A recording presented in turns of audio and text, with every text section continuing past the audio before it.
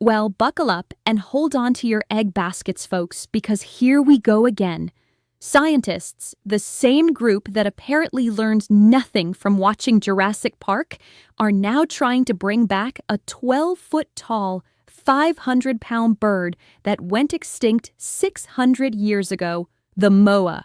That's right, a bird so big, so flightless, and so very extinct, even the dinosaurs probably whispered, "Girl, don't do it." Let me just ask the obvious question.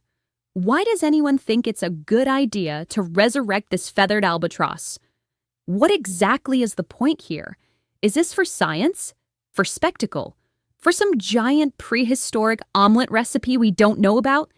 Because unless this thing is going to fix the climate, lower rent, or get rid of student loans, I'm not sure what business it has stomping around in 2025. I mean, y'all, a 500-pound bird? That would lay an egg the size of a basketball. And I don't know about you, but I'm not interested in getting chased down the street by a prehistoric big bird with possible unresolved trauma.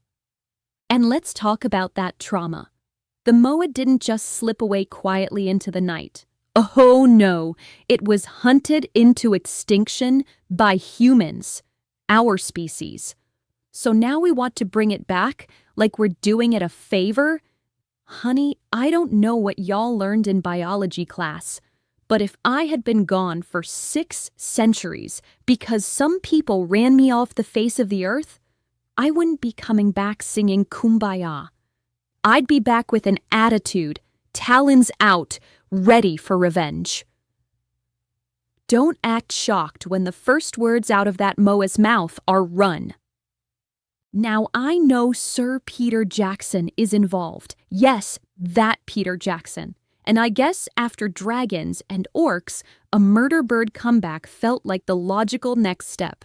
But just because someone can direct fantasy epics doesn't mean they should be dabbling in playing God. There's a thin line between science and science fiction.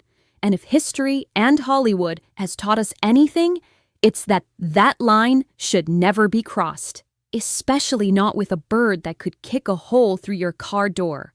Colossal Biosciences, the company behind this whole scheme, is also trying to bring back the woolly mammoth and has already toyed with so-called dire wolves. Their approach? Mix ancient DNA with some modern species, toss it all into an incubator, and cross your fingers. Look, I love a good remix.